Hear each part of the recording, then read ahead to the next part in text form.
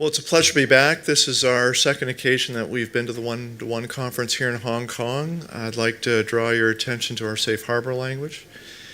Now, there are hundreds of gold companies that you could invest in today. Most are value stories, a few are growth stories. We at Teranga are different. We're both a value and a growth story. We have a very clear vision, and that vision is to become a multi-asset, mid-tier gold producer capable of producing 500,000 ounces of gold within the next 5 years. Taking a closer look at our pipeline of projects, we've got a producing mine in Senegal, a second project under construction in Burkina Faso, a new discovery also in Burkina Faso that we think will be our third mine, and we've got a very good portfolio of exploration properties in Côte d'Ivoire. We think this is what sets us apart from any other mining companies, is this pipeline. We can become a mid-tier gold producer by simply advancing this pipeline. And why does that make a difference for you? One, we can increase production, earnings, and cash flow organically with little to no dilution. And second, operating multiple assets across multiple jurisdictions reduces both operating and country risk.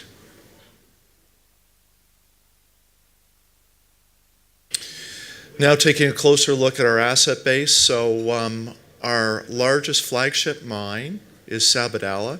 It's the largest mine in Senegal. Last year it produced a record 233,000 ounces of gold. We had a record first half this year. We've increased our guidance for this year to at least 230,000 ounces. 2018 is setting up to be the third consecutive record year at Sabodala. Taking a closer look at our reserve base, you can see that we've been able to replace reserves over the last number of years. We IPO'd in 2010. We had 1.4 million ounces in reserves.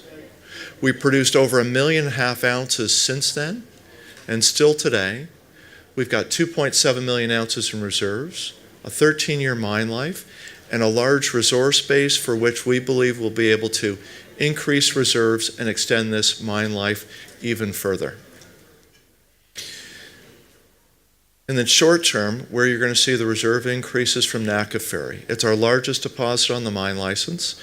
We're currently in the process of moving the local village along with local authorities and community leaders, and that should be done next year, which will give us access to complete the drill program at this large asset. Last year, we put out an optimized mine plan for Sabodala. The new mine plan calls for the project to generate at least 1 million ounces over the next 5 years through 2022 and generate free cash flow of $230 million at $1,250 gold. And we'll use that money to fund the organic growth program that I'm going to talk about now. So now moving to Burkina Faso. Our Wahgnion project is fully funded. Taurus Funds, who's in the audience, has provided the funding for that project. It'll be our second mine once in production, and it will increase production by 50%. Project is scheduled for first pour late next year. We recently updated the reserve base. We've increased reserves by nearly 40% to 1.6 million ounces. We expect the project to produce roughly about a little more than 130,000 ounces of gold per year for the first 5 years at all-in sustaining costs of less than $800 an ounce. I would like to highlight that our current reserves of 1.6 million ounces and 13-year mine life all reside within our 4 main deposit areas, and we've got more than a dozen targets left to be drilled, all within trucking distance of the mill. Ultimately, we think that Wahgnion, like Sabodala, will have a very long reserve life of at least 15, if not 20 years. Now turning to our next key project, it's Golden Hill. It's our most advanced exploration project. It's located in Burkina Faso on the Houndé Belt, an area well known for high-grade gold discoveries. In less than 2 years, we've produced a series of high-grade, near-surface results on 9 prospects, all within a 7.5-kilometer distance from a central point. Based on these drill results we've received to date, we're pretty confident that this will be our third mine. Taurus Funds has lent us $25 million to take this project through feasibility. We plan to have an initial resource out in January on the most advanced of those 9 prospects, but I would like to highlight that we're really only getting started. Every one of these 9 targets is open at depth and along strike, and there's more along this trend. It's a large land package. Pleased to announce that earlier this month, we were able to buy our joint venture partner out, so we now control 100% of this asset. Now turning to the third country that we're in, Côte d'Ivoire. It's viewed by many as the most prospective country in Africa for gold. As you can see, over a third of the gold belt of West Africa is located within Côte d'Ivoire, and it's underexplored. We entered Côte d'Ivoire through 2 JVs. The first one we entered into in 2016 with a company called Miminvest. It's controlled by David Mimran, our largest shareholders, and it was for a group of very early stage projects. We've now advanced those projects. The most advanced is Guitry, where we conducted our first ever drill program there earlier this year, and we got very good near surface high grade results. Our second JV is we completed earlier this year on a project called Afima. Afima is located in the southeast corner of Côte d'Ivoire, right along the border with Ghana, and it's an area where you see a number of the Ghanaian gold belts cross through onto our property.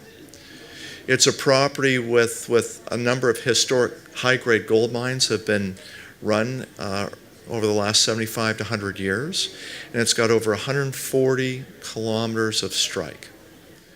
We'll be drilling both Guitry and Afima here in the fourth quarter, so stay tuned. We will have more to say.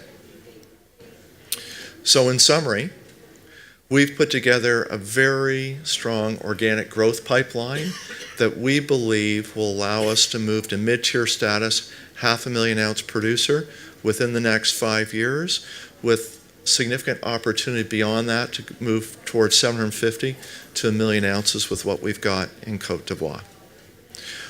All of our projects are located in French West Africa, an area where we've been operating without incident now for nearly a decade. We know how to operate in this region, and we've got the ability to move this pipeline forward. When we IPO'd in 2010, we knew that to be successful here in this region, we would have to focus on our social license, and we've done just that.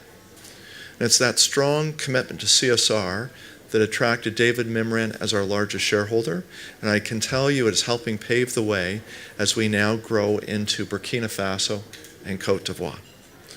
We work very hard to be the partner of choice with all of our stakeholders and earn their trust and respect. Before I leave you, one last very important point. So as I've mentioned, we are well on our way to becoming a mid-tier gold producer. We've got a market capitalization of $300 million that doesn't reflect the growth opportunities that we see. And that's why we view ourselves as both a value and a growth story and a great investment opportunity. Thank you.